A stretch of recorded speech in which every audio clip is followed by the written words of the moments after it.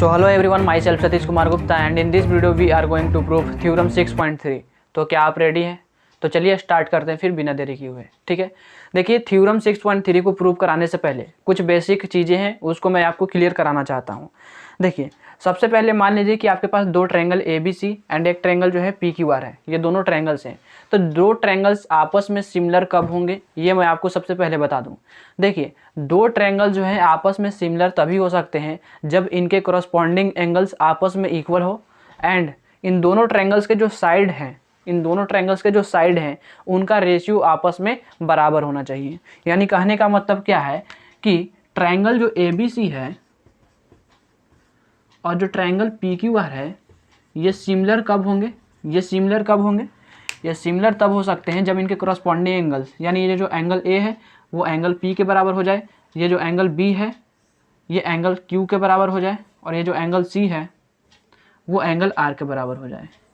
यानी पहला कंडीशन ये होना चाहिए कि एंगल A एंगल P के बराबर हो जाए, एंगल B एंगल Q के बराबर हो जाए और एंगल C एंगल R के बराबर हो जाए। ठीक है, दूसरा कंडीशन क्या है? ये कंडीशन नंबर फर्स्ट। दूसरा कंडीशन क्या है कि इनके जो करस्पॉन्डिंग साइड्स है उनका रेशियो आपस में इक्वल होना चाहिए।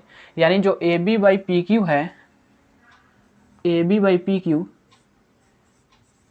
ये बराबर होना चाहिए BC बाई QR के,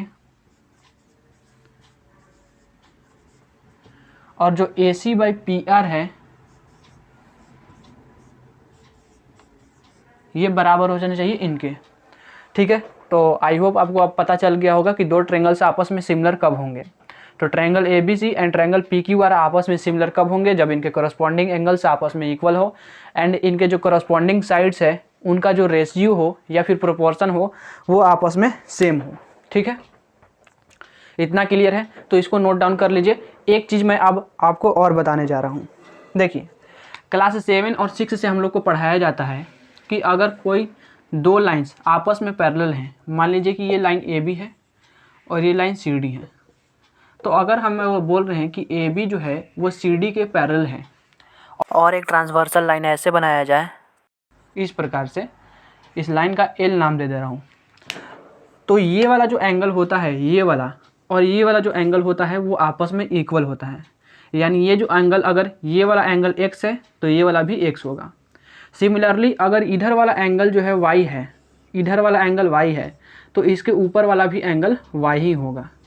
तो इसको हम लोग क्या बोलते हैं? Corresponding angles. क्या बोलते हैं? Corresponding angles. और बाकी सब तो आप जानते होंगे कि अल्टरनेटिव एंगल भी होता है, अल्टरनेट एंगल। ठीक है, यानी अगर ये एंगल X है तो इधर वाला भी क्या हो जाएगा? X हो जाएगा। ये सारी चीज़ें जानते हैं, बस इतनी सी चीज़ें हमको बतानी थी। पहला चीज़ ये बताना था कि दो ट्रायंगल्स आपस में सिमिलर कब होंगे, और ये करस्पॉन्डिंग एंगल्स का कॉन्सेप्ट हमको समझाना था कि अगर ये एंगल X है तो ये वाला भी X होगा, अगर ये Y है तो ये वाला भी Y होगा। पहले इसको इतना नोट कर लीजिए, फिर अब हम लोग प्रूफ करते हैं। ठीक है, मिटा दें, चलिए मिटा देते हैं। आप लोग नोट कर लीजिए, हम पॉज करके मिटा देते हैं। तो चलिए दोस्तों, अब हम लोग प्रूफ करने जा रहे हैं थ्योरम 6.3 का। ठीक है, यहाँ पर आपको स्टेटमेंट दिख जाएगा, तो आप स्टेटमेंट एक बार पढ़िए। 5 सेकंड का मैं आपको समय देता हूँ, आप स्टेटमेंट एक बार पढ़िए।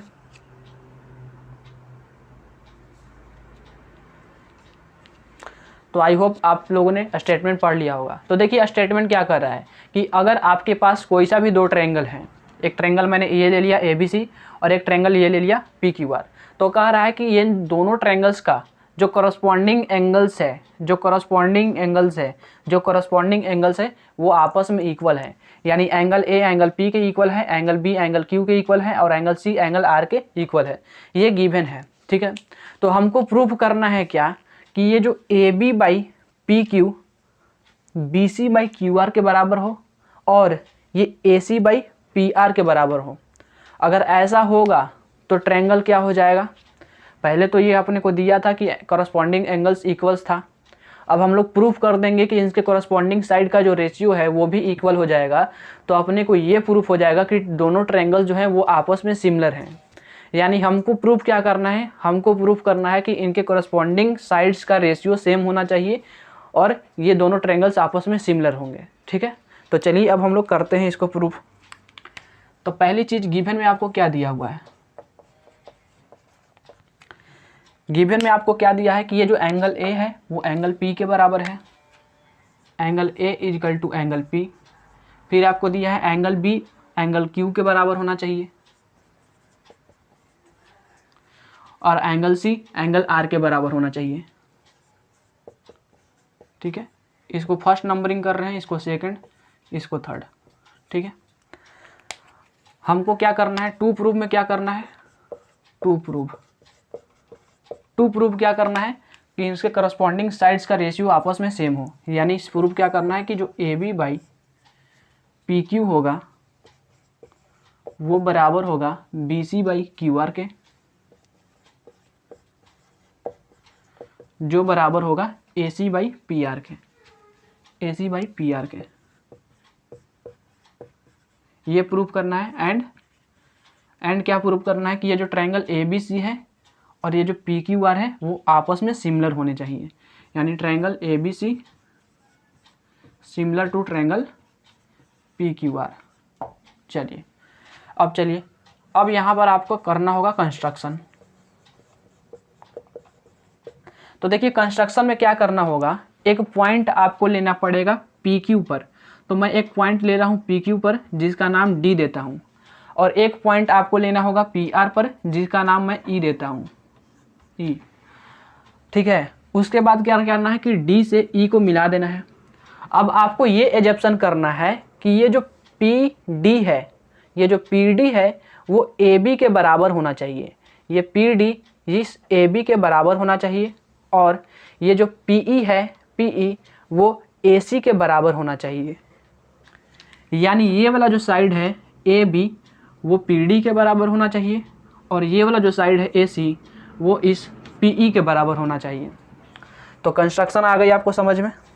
कंस्ट्रक्शन में आपको क्या करना है, हमने क्या किया, एक पॉइंट लिया पी क्यू पर जिसका नाम डी दिया।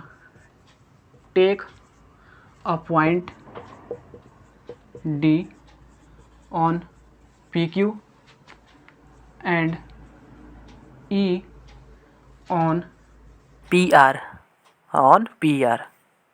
सच दैट कि ये जो ए बी है वो पी डी के बराबर होना चाहिए और ए सी जो है वो पी ई के बराबर होना चाहिए। Such that A B is equal to P D and A C is equal to P ई।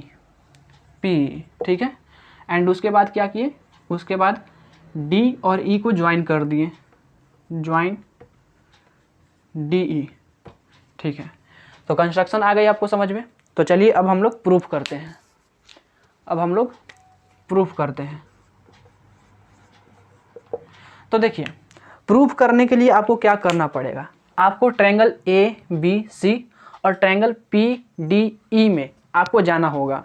यानी प्रूफ करने के लिए हम लोग किस में चलेंगे, in triangle A B C and triangle P D E. इन दोनों में आप लोग देखिए, इन दोनों में हमने क्या माना है कि जो ए बी है वो पी डी के बराबर है, ए बी पी डी के बराबर है। ये हमने कंस्ट्रक्शन में माना है कि ए बी जो है पी डी के बराबर है कंस्ट्रक्शन में।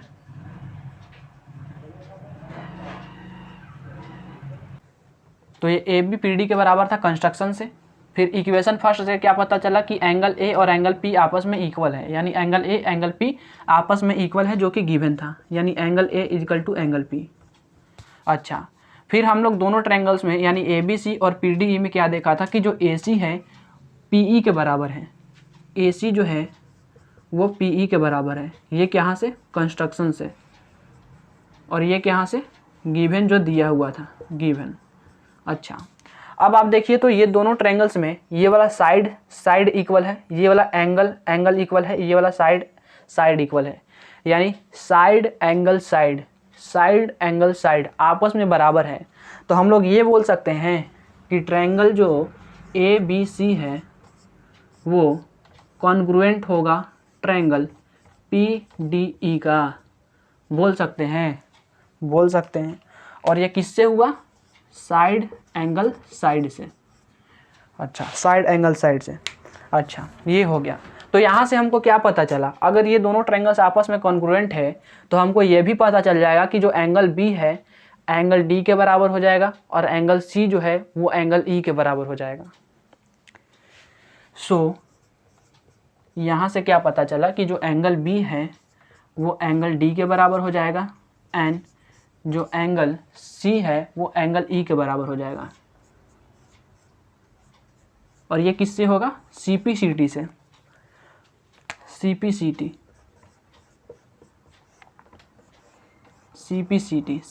का फुल फॉर्म क्या होता है, कमेंट करके आप लोग बताइएगा, ठीक है। तो ये किससे हो गया, CPCT से।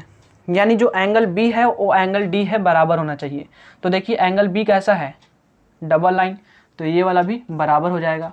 और एंगल सी कैसा है, ट्रिपल, तो ट्रिपल यहाँ पे अपन लोग बना दिए, ठीक है। अच्छा, एंगल बी एंगल डी के बराबर हो गया, एंगल सी एंगल ई के बराबर हो गया।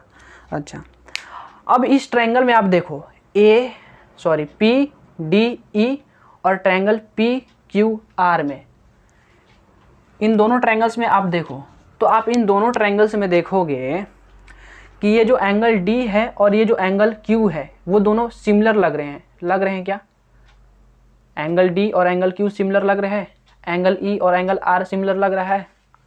अच्छा, यहाँ से भी प्रूफ कर लेते हैं। देखिए अभी हमने क्या बोला कि एंगल B जो है एंगल D के बराबर है, और यहाँ पर सेकंड में हमने माना था कि जो एंगल B है एंगल Q के बराबर, जो कि गिवन था।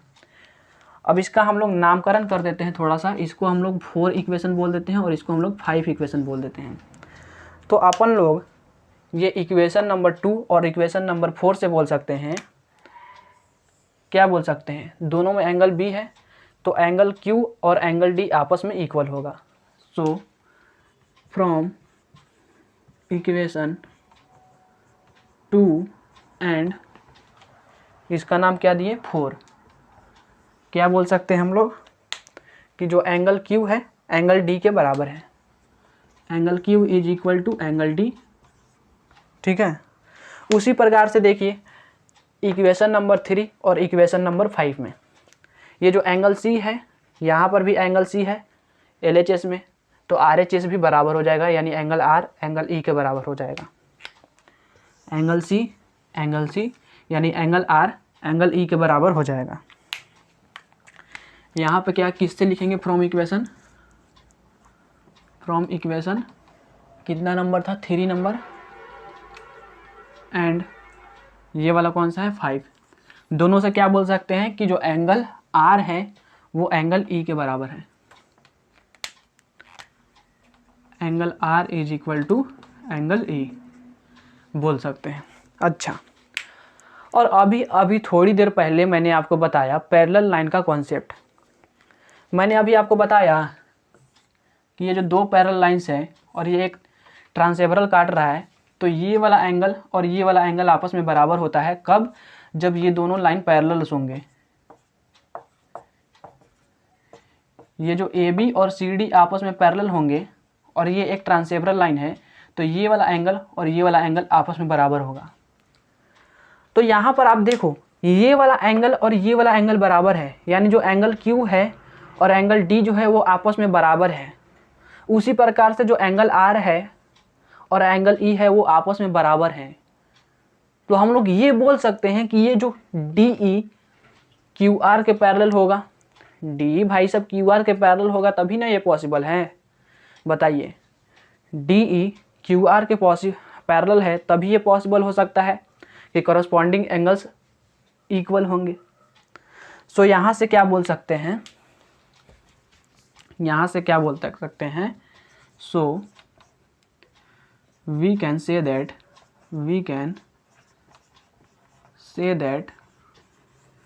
क्या कह सकते हैं कि जो DB है वो DE है उसका नाम, जो DE है वो QR के पैरेलल है, यानी जो DE है वो QR के पैरेलल है, ठीक है। अब देखिए यानी ये जो DE लाइन है वो QR के पैरेलल हो गया। कुछ थ्योरम याद आ रहा है, 6.2 converse of BPT basic proportionality theorem, कुछ समझ में आ रहा है। तो उसमें क्या होता था कि अगर दो लाइंस आपस में पैरेलल हैं तो ये वाला साइड बाई ये वाला साइड बराबर होता था ये वाले साइड बाई इस वाले साइड के बराबर होता था। तो चलिए ऊपर से मिटा रहे, थोड़ा सा मिटाते हैं, थोड़ा सा जगह खाली करते हैं। इधर इसका काम नहीं है, थोड़ा सा तो मिटा रहे हैं, ठीक है ना, आप लोग देख लीजिएगा। ऊपर वाले का काम अभी है, ठीक है, ओके।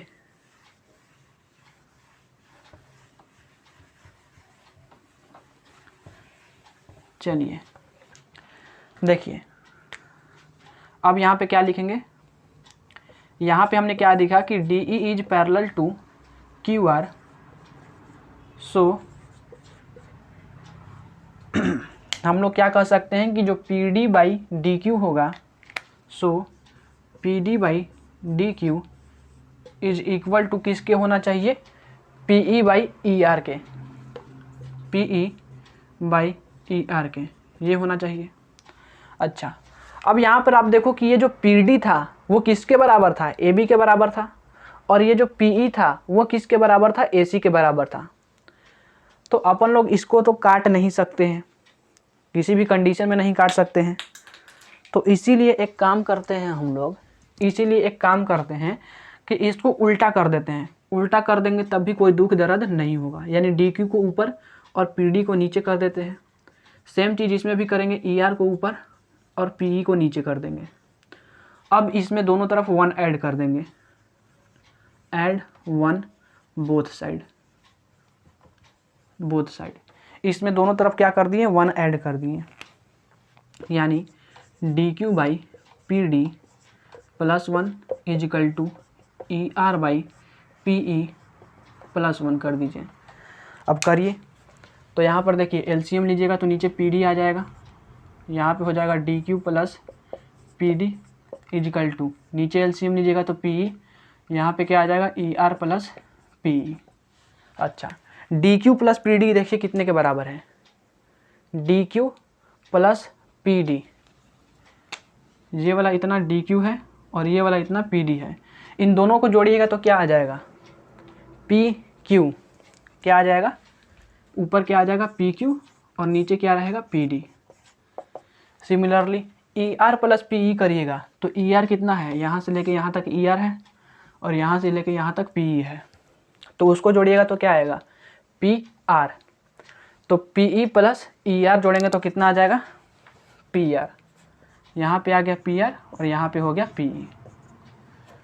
बस अब इस चीज़ को फिर से पलट के वापस वही चीज़ लिख दीजिए जो कि पहले था। अब पी डी को ऊपर कर दीजिए और पी क्यू को नीचे कर दीजिए, इसमें भी पी ई को ऊपर कर दीजिए और पी आर को नीचे कर दीजिए। अब देखिए, ये जो पी डी था वो कितने के बराबर था, ए बी के बराबर था, और ये जो पी ई था वो कितने के बराबर था, ए सी के बराबर था। तो जो हमने कंस्ट्रक्शन में कर रखा था कि पी डी को ए बी के बराबर मान रखा था और पी ई को ए सी के बराबर मान रखा था, तो उसको इस जगह पे रखेंगे। हम लोग क्या जानते हैं कि पी डी जो है वो ए बी के बराबर है एंड ये जो पी ई है, पी ई वो ए सी के बराबर है। अब यहाँ पे रख देंगे तो P D by P Q, तो पी डी की जगह पे ए बी रख दिए, नीचे पी क्यू हो गया, और पी ई के जगह पे किसको रख दिए, ए सी को, और नीचे पी आर हो गया। देखिए, यानी यहाँ से हमको आ गया क्या कि A B by P Q is equal to A C by P R, A C by P R. तो सिमिलरली हम लोग क्या कर सकते हैं, उसी प्रकार से हम लोग ये कर सकते हैं कि B C by Q R भी इनके बराबर होगा। सिमिलरली हम लोग क्या कह सकते हैं, हम लोग कह सकते हैं कि A B by P Q is equal to A C by P R is equal to B C by Q R. अब देखिए, अब प्रूफ हो गया। इसको अपन लोग मान लेते हैं, कितना इक्वेशन तक हो गया था, 5, इसको मान लीजिए 6 नंबर, जो भी नंबर हो। अच्छा, अब दो ट्रायंगल्स को आपस में सिमिलर करना था, तो सिमिलर कैसे कैसे होगा, जब उसके कॉरस्पॉन्डिंग एंगल्स और उनके करस्पॉन्डिंग साइड्स का रेशियो आपस में इक्वल होगा। तो ये हम लोग ये कह सकते हैं इक्वेशन 1, 2, 3 एंड 6 नंबर से हम लोग कह सकते हैं कि ट्रायंगल जो ABC होगा वो ट्रायंगल PQR के सिमिलर होगा, कह सकते हैं। तो अब जगह नहीं है तो यहाँ पे थोड़ा सा लिख दे रहे हैं, क्या लिखेंगे, from first, second, third and 6 हम लोग क्या कह सकते हैं कि ट्रायंगल ABC जो है वो सिमिलर है किसके, ट्रायंगल PQR के। ये हो गया हेंस प्रूव्ड।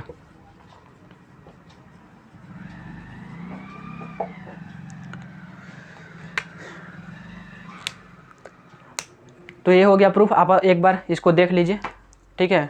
तो आई होप अब आपको समझ में आ गया होगा। तो आपके जितने भी मित्र हैं जो कि क्लास 10th में हैं उनको बताइए कि यहाँ पर थ्योरम्स जो है चल रहा है, ठीक है। उसके लिए मैं आपका शुक्रगुजार रहूँगा, ठीक है, ऋणी रहूँगा। तो मिलते हैं नेक्स्ट वीडियो में, तब तक के लिए ओके बाय, एंजॉय करते रहे, ऑल द वेरी बेस्ट।